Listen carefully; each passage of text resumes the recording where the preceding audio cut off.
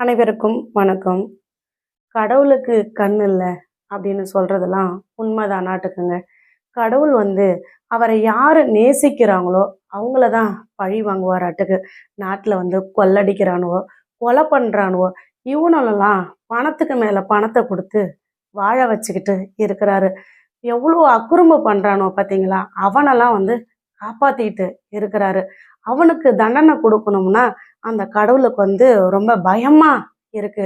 நம்மள மாரி ஏழைகளுக்கு தண்டனைய சீக்கிரமா குடுக்குறாரு.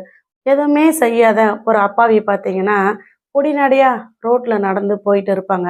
அவங்கள பார்த்தீங்கன்னா, ஏதாவது ஒரு வண்டி மோதி உயிர் போயிருக்கும். இதே தப்பு பண்ணுவான் பாருங்க. உல்லாசமா பல ஊருக்கு டூரு போவான். ஆனா, அவன் காருக்கெல்லாம் எந்த ஒரு விபத்தும் வராம காப்பாத்துவாரு இந்த கடவுள்.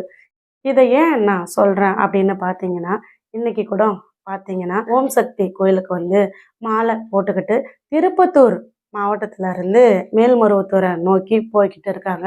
ஒரு தனியார் பேருந்துல தான் அவங்க எல்லாரும் போறாங்க. இடையில எங்கேயாவது நம்ம டீ குடிப்போம் அப்படின்னு சொல்லிட்டு அந்த வண்டியை நிறுத்தும் போது மின்கம்பம் மோதி இருக்கு. அந்த மின்கம்பம் மோதினதுல ஒரு பொண்ணு உயிர் போயிருக்குங்க. அப்போ அந்த சாமிக்கு கண்ணு இல்லை பாருங்க. அந்த குழந்தை யாரை வேண்டி போகுது? அந்த குழந்தை சாமியை நோக்கி போய்கிட்டு இருக்கு. அந்த சாமி அப்ப காப்பாற்றணும் தானே, காப்பாத்தாம கை விரிச்சு விட்டுருச்சு. இதே போலதான் நம்ம குழந்தை கூட பார்த்தீங்கன்னா எப்ப பார்த்தாலும் சாமி கும்பிட்டுக்கிட்டே இருப்பா. குங்குமமும் நீரும் வச்சானா சாயந்தரம் வரைக்கும் அலையாது. கடவுளை நேசிச்சா, கடவுளை கும்பிட்டா. ஆனா அந்த கடவுள் என் பிள்ளை உயிர் போகும்போது கல்லாவே இருந்துட்டாரு. அதை நினைக்கும் போதெல்லாம் மனசு ரொம்ப வருத்தமா இருக்குதுங்க. இப்போ எங்க ஊர்ல கூட ஒரு தம்பிக்கு 23 வயசு ஆகுது. 23 வயசாகி அவன் வேலைக்கு போயிருக்கான். வேலைக்கு போன இடத்துல பார்த்தீங்கன்னா அவனுமே மின்கம்பம் தாக்கி தான் இறந்து போயிட்டான். அந்த பையனுமே பார்த்தீங்கன்னா மாலை போட்டிருக்கான். யாருக்கு? ஐயப்பனுக்கு மாலை போட்டிருக்கான். அந்த பையன் இப்படி மின்கம்பம் தாக்கி இப்படி சாஞ்சபடி கிடக்குறான். கருப்பு சட்டையோட மாலையோட பார்க்கும்போது மனசு பதறுது. அட பாயா போன கடவுளே, உன்னை நம்பி தானே மாலை போட்டிருக்கான்.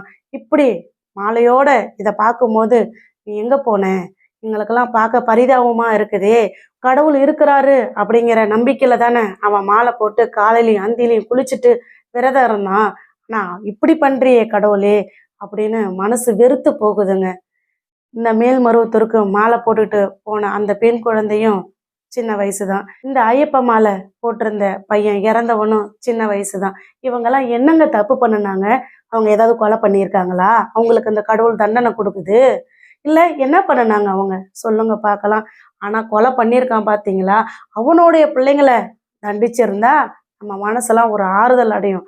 ஆனால் அவனுங்க வீட்டு பிள்ளைங்கெல்லாம் சந்தோஷமா ஏசியில இருக்குதுங்க. நம்மள மாதிரி ஏழை வீட்டு குழந்தைகளை உயிர்களை மட்டும் இந்த கடவுள் சீக்கிரமா பறிச்சுக்கிறான். கடவுளுக்கு கண் இல்லை, கடவுள் ஒரு கல்லு தான் அப்படிங்கிறது இந்த மாதிரி பிஞ்சி உயிர்கள் போகும்போது நமக்கு ரொம்ப மனசு வேதனையா இருக்குங்க. அந்த கடவுளை வெறுக்கத்தான் செய்யுது. வேண்டணுங்கிற எண்ணம் நமக்கு வரவே மாட்டேங்குதுங்க.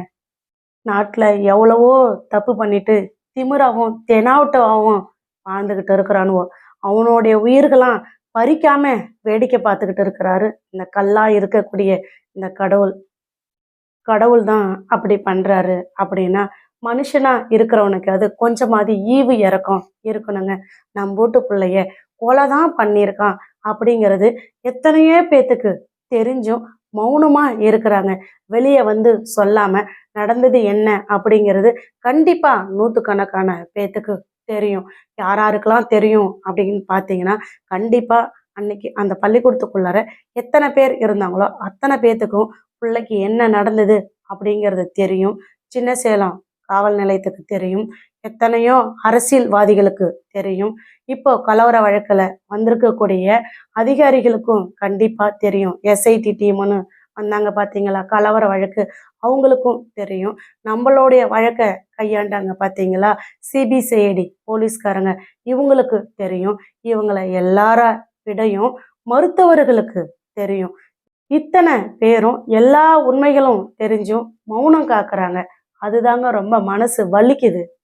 இவங்க மட்டும் இல்லைங்க, கண்டிப்பா அந்த சம்பவம் நடந்த அன்னைக்கு கள்ளக்குறிச்சியில யாரு கலெக்டரா இருந்தாரோ அந்த கலெக்டருக்கு கண்டிப்பா என்ன நடந்தது அப்படிங்கிறது தெரியும்.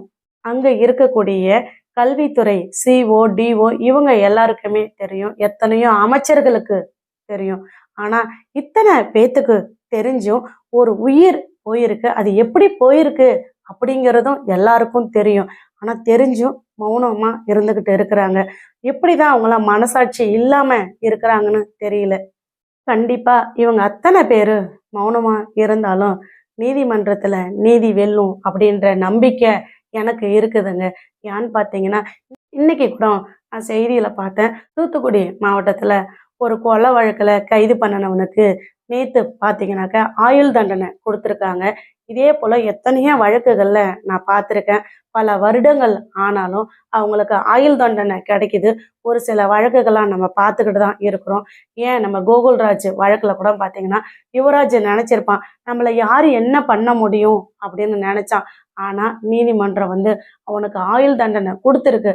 அதே போல என் பிள்ளைய எவன் என்ன பண்ணுனானோ அவனுக்கு நிச்சயம் ஆயுள் தண்டனை கிடைக்கும் அப்படின்ற ஒரு நம்பிக்கையோட நீதிமன்றத்தை நம்பி பயணிச்சுட்டு இருக்கிறோம்.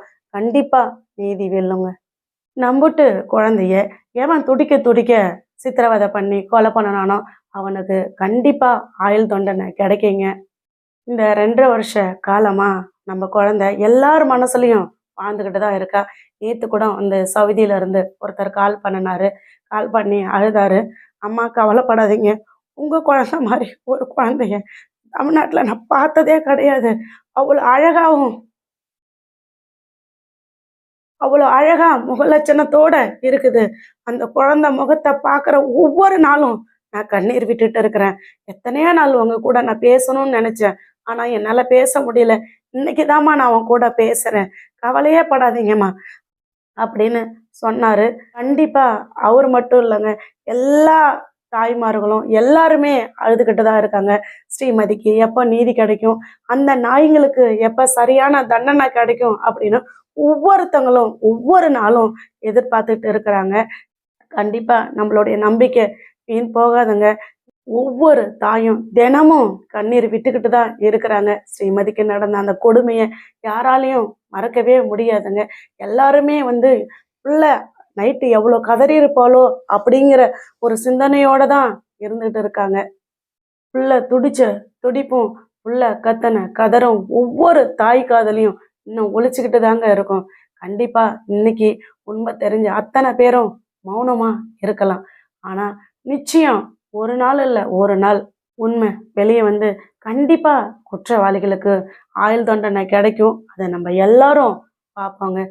பாப்பாவோட அறக்கட்டளையில இருந்து டிஷர்ட் அடிச்சிருக்கோம். நம்ம அனைவரும் ஒன்றிணைந்து பாப்பாவோட அறக்கட்டளை சிறப்பா செயல்பட உங்களோட உதவி வேணும் அப்படின்னு சொல்லி நம்ம வீடியோ போட்டிருந்தோம். அதை வந்து கிட்டத்தட்ட ஒரு 12,000 பேர் பார்த்துருக்காங்க. அதுல இருந்து ஒரு 2 பேர் உதவி பண்ணியிருக்காங்க. அந்த உதவி பண்ணின அந்த 2 பேத்துக்கும் கோடான கோடி நன்றிங்க.